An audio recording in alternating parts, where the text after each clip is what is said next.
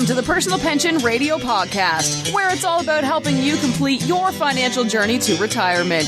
Discover time-tested strategies and get unconventional insights into wealth building and retirement that actually work. Break away from the herd and go for the retirement you dream of. And now, here's your host, the income engineer, Kraig Strom. All right, back on Personal Pension Radio. Excited to be back in the workshop. Yes, broadcasting from the Southern California command of the income engineer, also known as my wood shop, full-blown wood shop here in my backyard.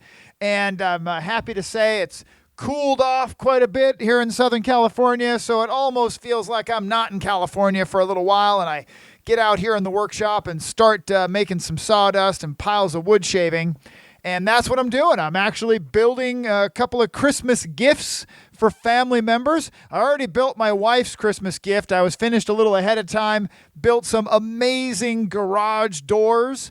They turned out fantastic. And my wife, for the first time in our old rental house that we moved into, my wife finally has a garage door. She can press the button and click, and whammo, the door opens and she can park inside anytime she wants. She has her own clicker.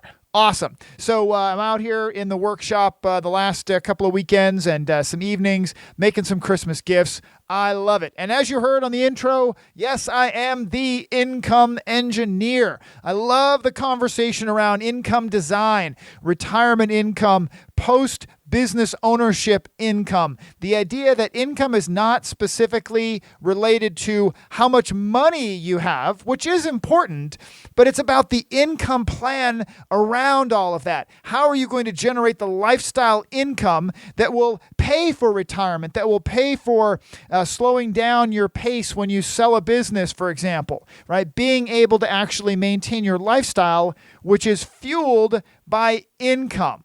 And income, just so you know, pre-retirement and post-retirement is not a product.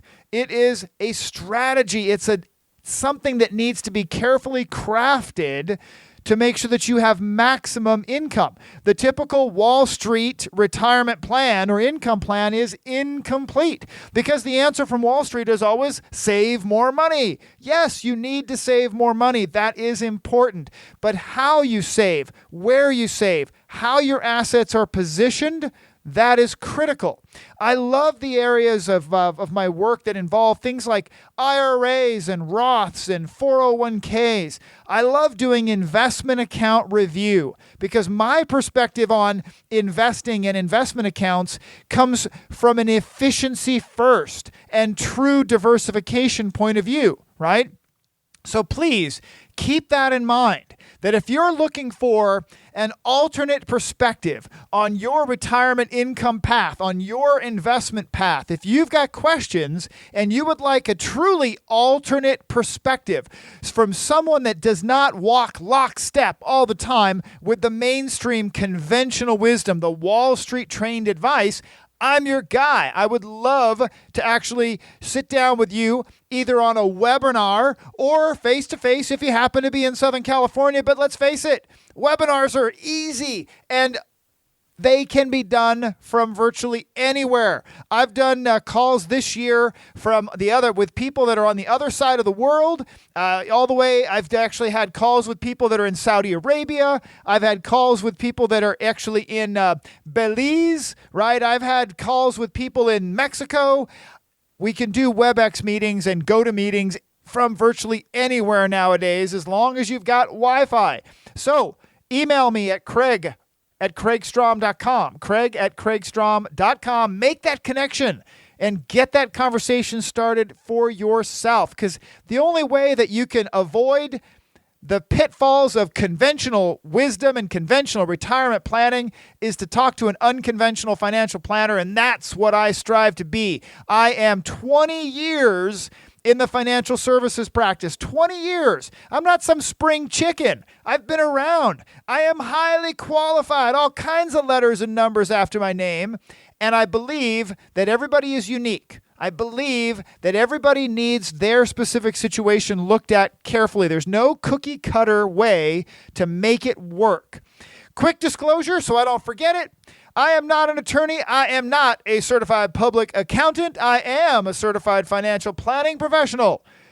As qualified as this microphone makes me sound, please don't act on anything that you hear on my show, or, for that matter, especially on financial entertainer shows. Guys like Dave Ramsey, who have no business giving out financial advice under the guise of, being a financial planner on the radio.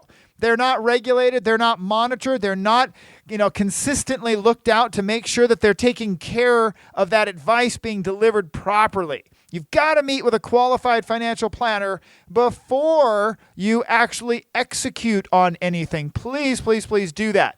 Okay? So now I want to jump right in with watch your step. Watch your step.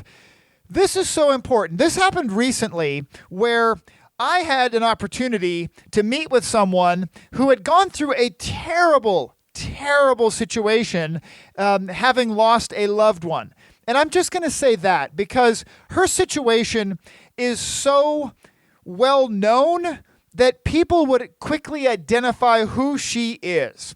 But let's just say she had gone through a terrible loss of a spouse in one of the worst ways could possibly happen. It was really just terrible, leaving her a widow in her 40s with 3 kids.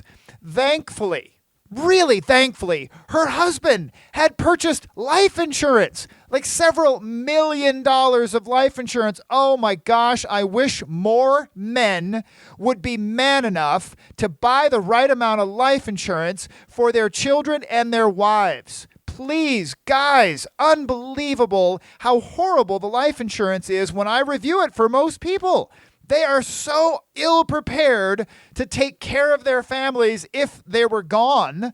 It just makes me sad. In this case, the worst thing could possibly happen with this poor lady, loses her husband to this terrible event. But he had life insurance. He had a lot of life insurance, millions of dollars of life insurance that paid to her, income tax free. Do you know what she said when I dug into the conversation with her? She said how grateful she was that her husband had gotten that life insurance, that her husband had left her at least with the financial resources that she could take a breath, that she knew that she didn't have to go back to work the next day or the next Monday that came around, that she knew that she had the financial means to just stop and hug her 3 daughters and take care of them. That's what life insurance is all about. So this lady has this wonderful gift left behind by her husband, the life insurance. It put her in a situation to actually have a substantial amount of money that needed to be invested. Now, she came to me on the introduction from her attorney.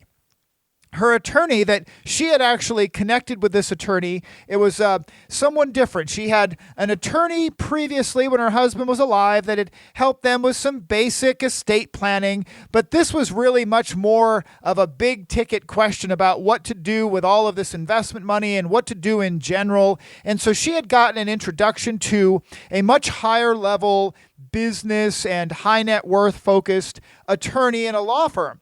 Well, that law firm heard the question from her, what do I do? Am I doing the right thing with my investments? And the law firm, the attorney she was working with, said, you probably should talk to Kraig. Kraig specializes in income design. And even in her 40s now, although she's not 65 years old, she's now actually in an income situation when it comes to investments. She's not in a growth scenario. She's not in a, what do I do with my assets and let them grow and accumulate? She's in a situation where she is now needing distributions from her investments. That's income planning, folks. That's my specialty. So this attorney connected her with me. And I said, okay, just tell me the story. What have you already gone through and such and such? And so she shares with me that the attorney who had introduced her to me had recommended asset protection strategies. Asset protection strategies to say, let's get this millions and millions of dollars into the right legal entities to protect your wealth. Left behind by her husband, that's fantastic, but now vulnerable to creditor attack, to predators, right? What if her kids grow up and they're going to drive a car and now there's a risk of lawsuits and things like that? This attorney that had introduced her to me had recommended some, very appropriate asset protection strategies. Not inexpensive, but at her now level of wealth, thanks to her husband's life insurance, the amount that the attorney had suggested was not unreasonable, in my opinion. And the attorney wasn't paying me to say this, but in my opinion, it was not at all unreasonable for the level of protection that was going to be provided by the work that was recommended. Well, what I asked her is, okay, did you go ahead or are you going to move forward with that? And she says, well, I don't know if I should. And I said, well, what's causing you to hold up? And she says, well, I did after my husband had died. I had invested the money with, let's say, insert name of big investment firm. Okay, insert name of a big, well-known investment firm. And I didn't know what to do. My accountant said, the more over here or the more over there, you could do both. And she chose an investment firm that she had been with now for several years. And she admits that she really doesn't know what they do. She really doesn't know what they do for her, but that's where she put her money. Now, she had talked to her financial advisor and had mentioned to them that she had gotten an attorney recommending asset protection, and it seemed like it was kind of expensive, and she wanted to get her financial planner's perspective on it. And his perspective was, well, we have a whole group of lawyers upstairs that they're basically free to our clients. Why don't we just have them look over the recommendations? Now, just so you know, right? So this is a bunch of lawyers that come for free as part of the investment account relationship. So how much is free worth? It's not always worth what it's not always cracked up to be, what you hope, right? So the attorneys at the investment firm reviewed the recommendations of this highly qualified and specialized asset protection attorney and said, you don't need all that. You don't need that. That's just way too much. Let us do some updates to this and that, and we'll adjust this thing and this living trust, and you'll be fine. Just get yourself a $5 million umbrella liability policy. That was the advice from the financial planner and the free lawyers. You don't need the work that was recommended by this eminently qualified asset protection specialist.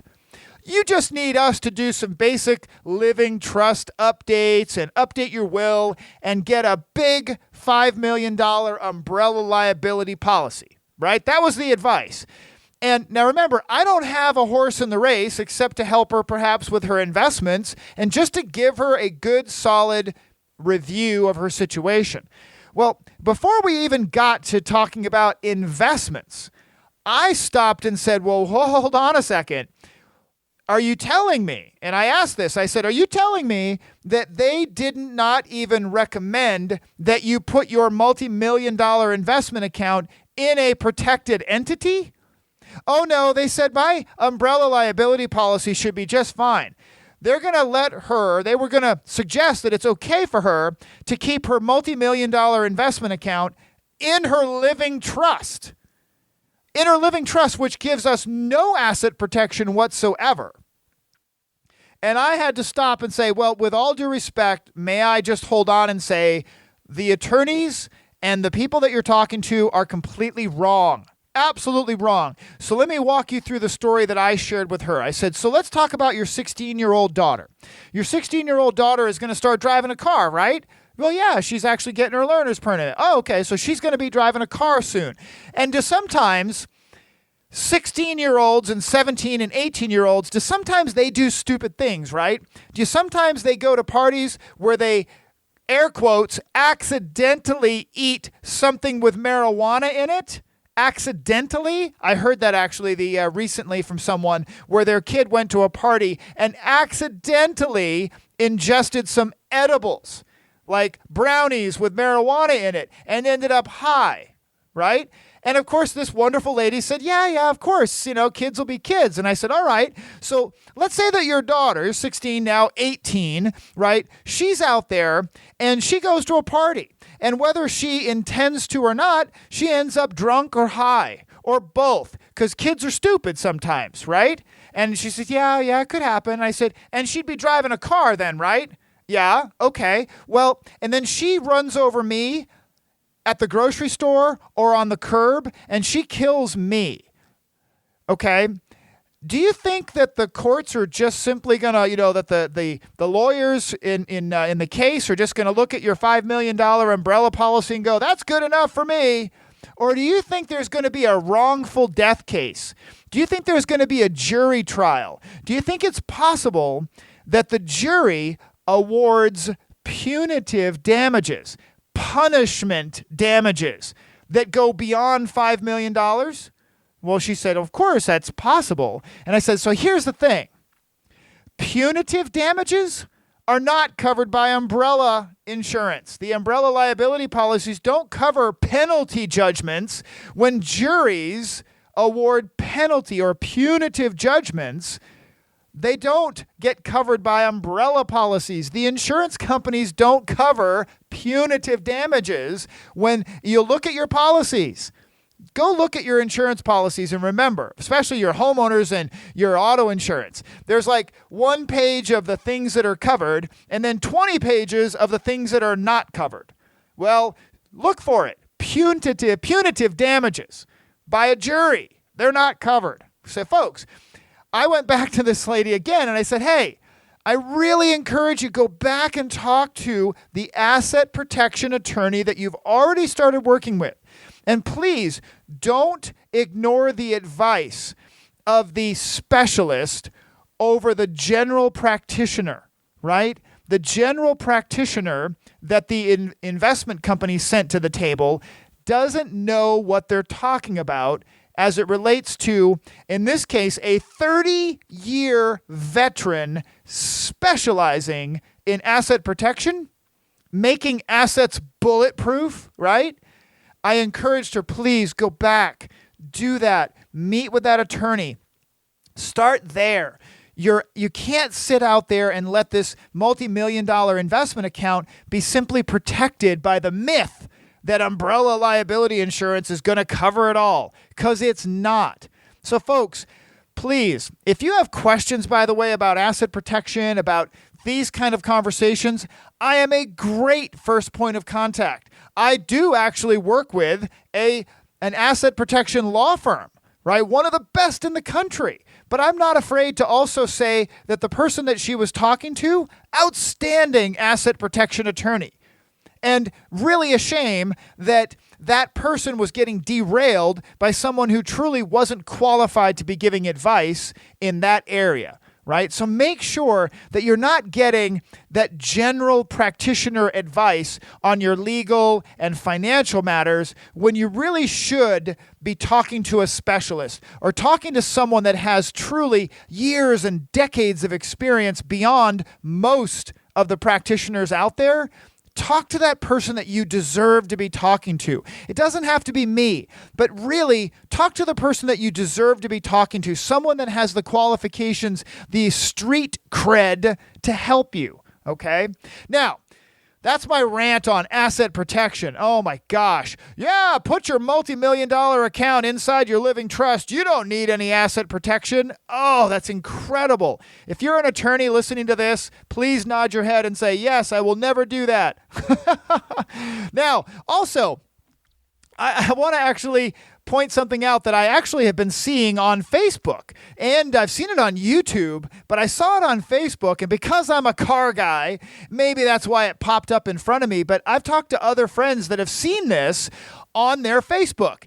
And it's how to buy exotic cars and, drive them for free or drive them for the same price of a Toyota Camry or something like that. It's called Exotic Car Hacks right? Hacking the system, finding a way to get a deal and a bargain, right?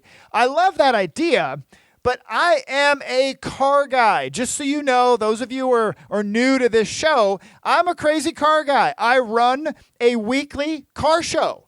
I literally get 50, 60, 100 cars a week that come to my car show.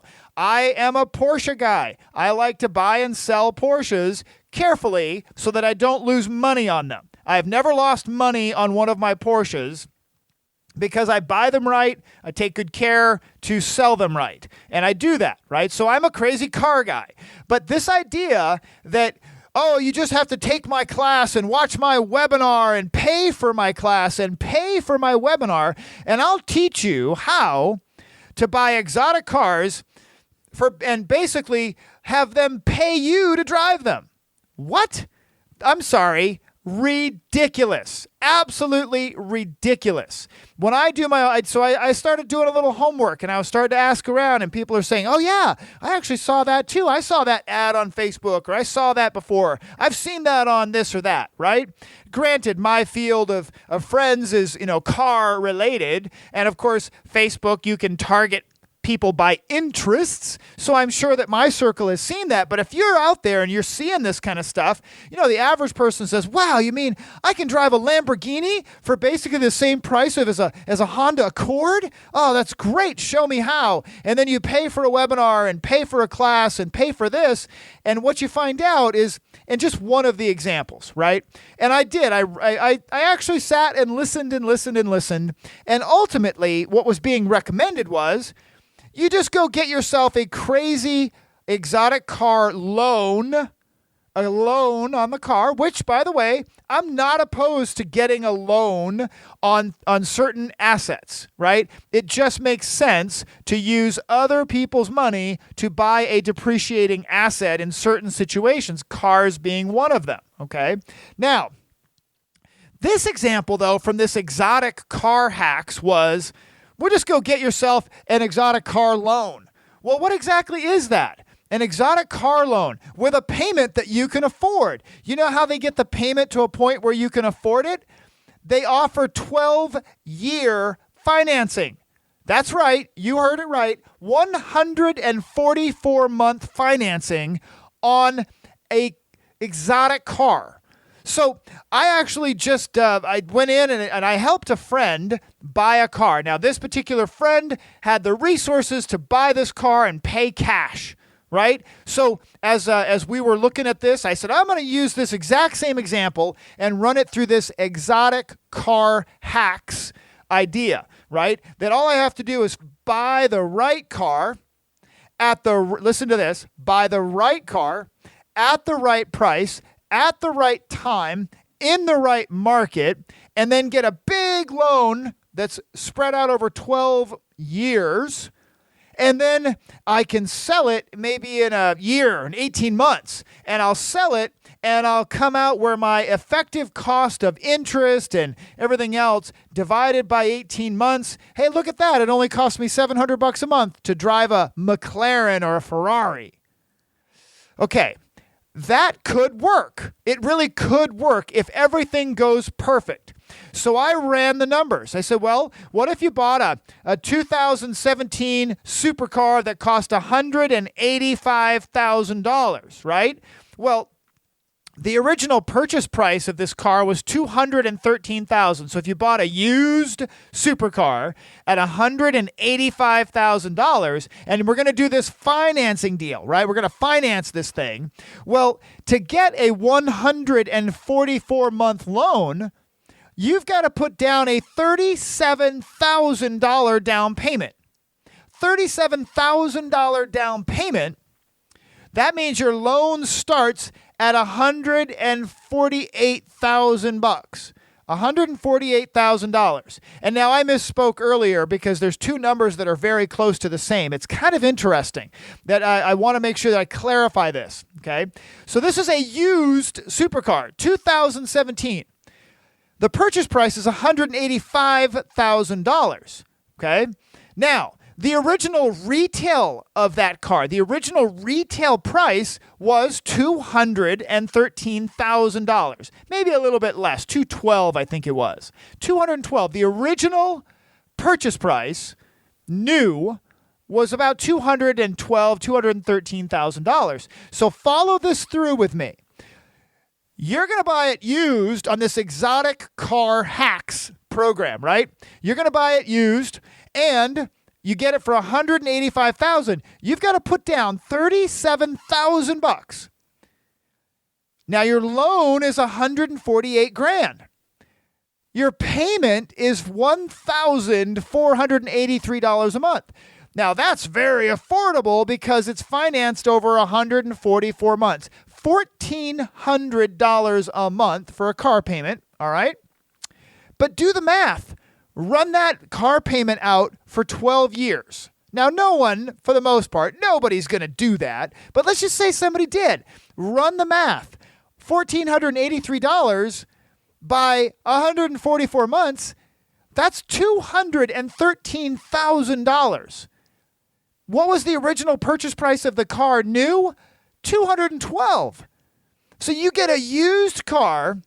You put $37,000 of your own money in, and then you take out a $148,000 loan that you then ultimately put out payments of $213,000.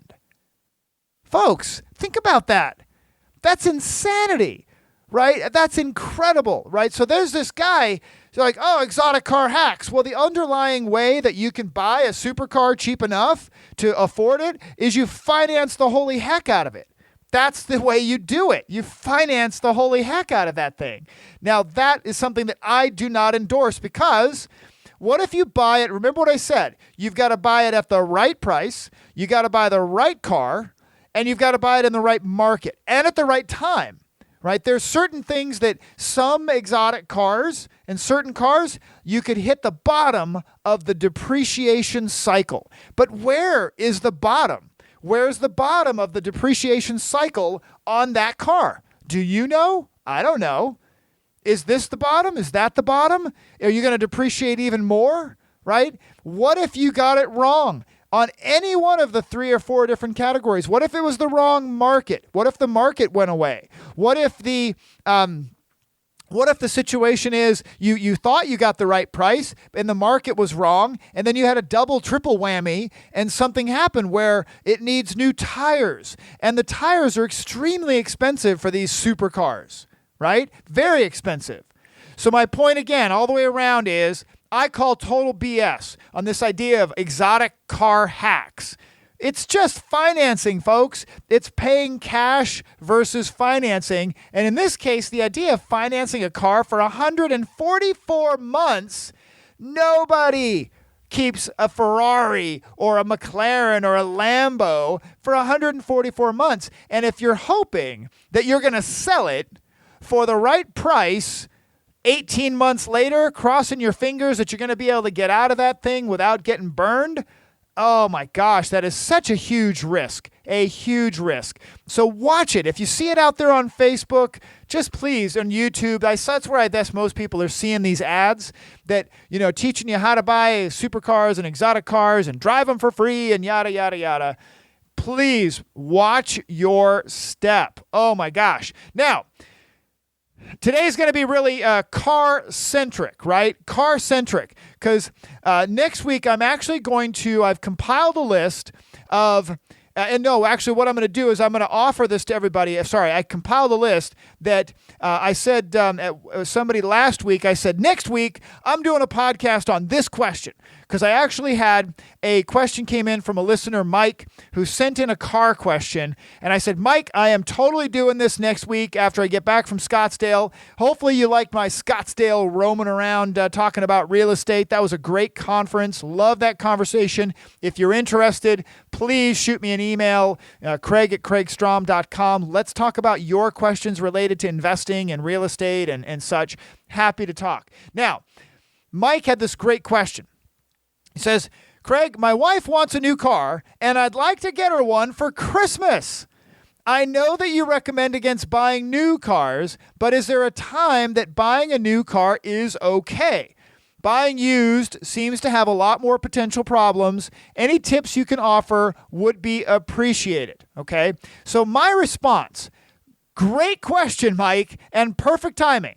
I actually have recently helped several friends buy cars. I have a car dealership license.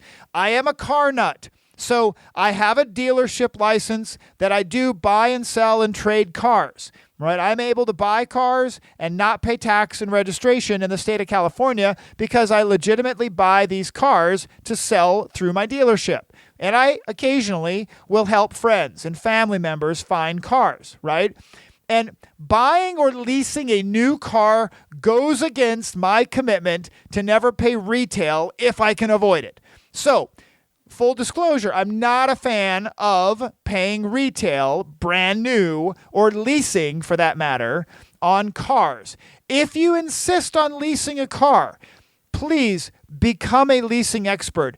Google the holy heck out of leasing. Learn it cold. Leasing is the fastest way to get screwed in buying or in a car purchase or in a car transaction. Leasing is the best way to get screwed. Please be careful leasing a new vehicle and a used vehicle especially, okay? But if you're going to buy new, this is the time of year. It is that end of the year, fourth quarter, Christmas, New Year's, right around that time of the year that new car sales do tend to drop off.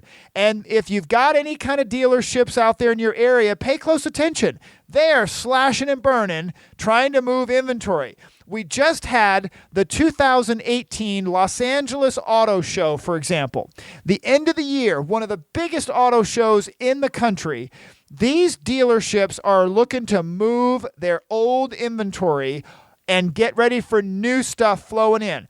The best time for the dealerships, and you start seeing it happening, their transactions are going to start picking up again in March, April, May. After tax time, people have their tax money and their tax refunds and things like that, right? So now is the time to be very careful shopping for vehicles, new ones, because there ain't much room in a new vehicle purchase for the dealerships. Some of the specialty vehicles on the lots for car dealerships, there's a lot of margin, a lot of room for them to wiggle, right? But on the basic general inventory at Alexa, new car dealers have a lot more room on used cars than they do on new cars. That is just a reality, okay? Just a reality. So when you're out there shopping, the best way to shop new is to use other dealers against each other, right?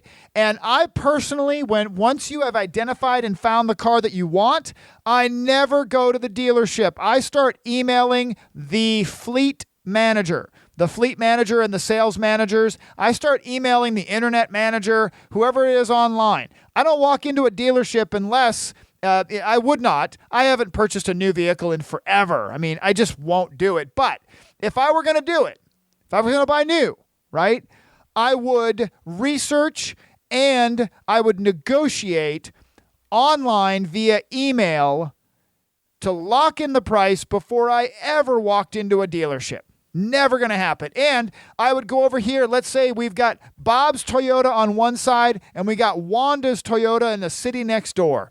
I'd say, hey, Wanda, Bob has this Toyota Camry and it's fully loaded. I don't like the color, but I like your color better.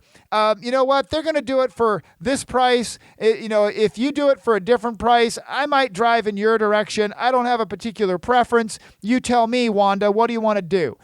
Bob's got it over there. Wanda, do you want my business? And Wanda goes, you know what? I'm gonna give it to you because they need to move that unit off the lot by the end of the month, let's say, right? And before you walk in, I'm then emailing Wanda back and saying, hey, Wanda, please, here's all my information. Let me fax you or send you a picture of my driver's license. Here's all my details. I'm walking in with my own financing. I'll have a check for you. Please have as much of my paperwork ready as possible. I seriously don't want to be in your dealership for more than an hour. That's it. I'm in and out. If I'm not out of that dealership in less than an hour, an hour or less, I will just walk out at the 60-minute mark and you will lose the sale. I've told dealers that when I've helped friends converse with new car dealerships. They say, look, be ready when my friend walks in the door. I do not want my friend sitting there for this whole rigmarole of let me talk to my sales manager and all that junk. No. In the age of the internet, I can research prices from here to Milwaukee, and I can know exactly what those cars are selling for. There's no need to go through all that same new car purchase hassle. There just isn't. So my advice, research the heck out of it. Test drive the car that you want. Here's an interesting way to maybe test drive the car you want. Use Turo.com. Turo allows you to rent other people's cars. And oftentimes there's some really nice newer model cars that are almost brand new, if not brand new, available for rent on Turo. You can find almost everything that you might want to drive. You can find it on Turo. You can go to spend a weekend with that car if you really wanted to, but you could also drive to your local dealership and say, hey, look, I talked to you online. You're my email buddy. I'm coming in. I only want a test drive. If all goes well, I'm going to come back and buy the car from you. But I'm not buying a car today. I'm coming to see if I like the car. Sound good? That person says thumbs up. You go in, test drive the car. And then if you would, please be honorable with that person. If you ultimately decide to buy the car, go back and give them the opportunity to have that business. Don't just go wing it at some other dealership that wasn't courteous and kind to you, right? Be nice, be professional. That's just me. It's my nature. I'm not gonna do something where I just take advantage of someone. But heck, if they don't want to bargain on the price and they can't, and you end up buying it somewhere else, you gave them an opportunity, right? That's the way it is. Now, that's my take on new car. The same thing goes for used cars, right? Used cars, I never go to the dealership until I'm ready to pick up the vehicle. Never. I almost entirely via email before I ever talk to anybody on the phone or ever go to a dealership. I bought my truck, my pickup truck. I love my pickup truck. I call it my Mercedes E350 AMG pickup truck because when I found out I could get that particular pickup truck with all the luxury and bells and whistles and air-conditioned seats, I sold my Mercedes. I got rid of my used Mercedes and got a Ford F-150 with air-conditioned seats. Love it, right? Southern California. Now, the used cars today, right? Because one of the things that Mike mentioned is the potential problems. Well, let's really think about that for a second. Used cars today are not what they were 20 years ago. Most cars today will operate with minimal problems for well over 150,000 miles. My daughter was driving a car, and that same car is with a friend of mine. His daughter, when her first car became my daughter's first car, was second first car, whatever the heck it was. But it has 240,000 miles on this old Ford. And it has needed some repair work, but not that much, really not that much, right? Most cars today will operate with minimal problems for hundreds of thousands of miles. My Ford F-150 has over 120,000 miles. My wife's Honda Civic has 140,000 miles. Neither vehicle has had any major problems. It just hasn't. My Ford has needed, some basic things like an exhaust manifold repair. Yeah, well, that happens, 120,000 miles. My Amy's car long ago needed some batteries replaced that they did under warranty because they were defective. That was long ago on a used car. The manufacturer warrantied the batteries, right? So used cars I use the exact same process that I recommend on new cars just a moment ago. My Ford F-150 was purchased out of Katy, Texas. Katy, Texas, because I tried every local Ford dealership, even up and down the state of California, to find this particular specification of a truck. Could not find it. Couldn't find it anywhere in the state of California. I found it in Katy, Texas. I negotiated everything via email, right down to the haggling on the price. Haggled on the price even because I had found another one in that same specification in the great state of Texas, and the dealership in Katy, Texas made me the deal. I agreed to the deal. I had my own financing. I grabbed my Southwest airline miles, right? And I bought the truck on eBay on Thursday, and I got on a plane, Southwest, to Texas on Friday. The dealer sales rep picked me up in the truck, looked great, exactly like I saw in the pictures, picked me up at the airport in the truck, drove me back to the dealership, paperwork was ready, signed, bing, bing, bing. I drove away that night over to my hotel with the truck, and the next day I drove home. That's how it worked, right? I didn't communicate. I didn't have to talk to anybody. I didn't have to walk in. I'd already looked at the truck at my local dealership, and then my local dealership, frankly, disappointed me. They could have helped me source that truck, but they just didn't. They really didn't give me any great service, so I didn't feel guilty buying a truck from Texas because my local dealership didn't source the truck for me, right? I gave them a chance. They didn't do it. That's how I buy used cars. I did it for my sister recently. My sister wanted a small little commuter car, really inexpensive little car. I found her a car, but I didn't find it actually through a dealership auction or something. I found it at another car dealership, and I negotiated email with that sales rep. And when my sister walked in, 2 days later, she walked in, the salesperson said, "Oh, you're the lady we've been dealing with your brother, right?" Because they were like, they couldn't pull anything. They had her paperwork ready. That was it. All they needed to do was just give her the car and drive away. That was so easy because it was all done right there, right? All done prior to. So when you're buying a new or used car, there's no need to go roaming around dealerships because you can do it all online nowadays. All your homework, all of that stuff. A couple of quick examples, right? Used car deals that I found for people, right? This is one that I actually bought this one myself through my car dealership, right? This was a Honda. I was thinking about my wife's Honda. A 2015 Ford C-Max Hybrid. This little crossover SUV. They don't even make it and sell it in the U.S. anymore. I bought this thing. It has 102,000 miles on it. It's got 49 miles per gallon average right now. Crazy. It sold new for $32,000. 32 grand. I have it for sale today at $8,900. $8,900. That's amazing. If it needs some repair work and some maintenance, so what, right? That is a almost $20,000 savings. That's huge. That's amazing, right? I helped a friend, as I mentioned, buy a supercar. Very nice, very expensive supercar that had sold new for $212,000, right? With $30,000 in optional accessories.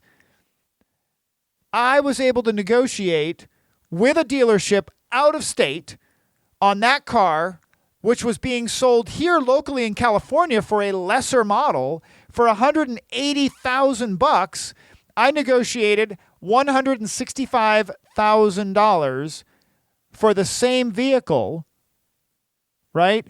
Plus shipping. That was an enormous savings. We're pushing all in total somewhere around a $76,000 savings, and it's still under warranty. Folks, it is possible to get an amazing deal. I did get it from a friend recently asking me to help him find his wife a Tesla Model S. Fun stuff. I get to help him hunt that down for his wife, right? Now, I'm going to say it right now because a lot of you are going to ask. I know I get questions about it all the time. I don't offer my car buying services to everyone. I don't have time for that. I have a select few people now and then that I will help them with cars. I am always happy to give you a quick tip and a quick pointer. But please, I'm sure you've got a resource nearby. If you have questions, by all means, send me your questions, Kraig@kraigstrom.com. But I don't make it a point to help everybody find a car and bargain on their car, because that's not my primary reason for doing it. I do it most of the time because it's just fun to help people hunt them down, right? So now, on the next episode, what I'm going to do is I'll go into a few more tips on this just in the Watch Your Steps section. But if you're interested, I've actually compiled a list of my car buying tips and hacks and tricks. And if you'd like to have that list, send me an email at Kraig@kraigstrom.com, Kraig@kraigstrom.com, and just say car hacks, right? Car hacks in the subject line. I will send you back my list that always grows and shrinks in a little bit. It just keeps getting longer, but my tips and tricks for how not to get burned on a vehicle purchase.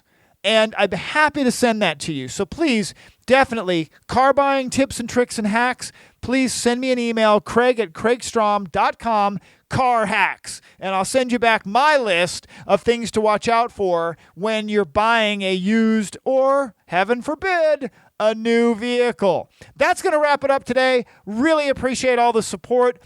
This is going to be almost the last episode for 2018. Almost putting that in the can. I love it. I hope whatever you're doing for Christmas and the holiday season that you're doing well. And I very much look forward to the next episode. And please keep all your questions coming. Thanks again, Mike, for that question. Really do appreciate it. Talk to you all again soon. Thank you for listening to the Personal Pension Radio podcast. We took notes for you, so if you missed any part of the show, you can find a full transcript of each episode at personalpensionradio.com. Be sure to download your free retirement income crisis report at personalpensionradio.com. While you're at it, we would appreciate some iTunes love. Please leave us a fantastic rating on iTunes by going to personalpensionradio.com/iTunes. Thanks again for listening. Now for the disclosure. Information presented is for educational purposes only and is not intended for solicitation, sale or purchase of any security or financial product. Be sure to first consult with a qualified financial advisor and your tax professional before implementing any strategy discussed here. The term personal pension refers to a marketing name designed to educate future retirees and retirees about the economic principles behind creating their own pension-like income. The term personal pension is not intended to be confused with a defined benefit pension plan offered by an employer or by a government entity.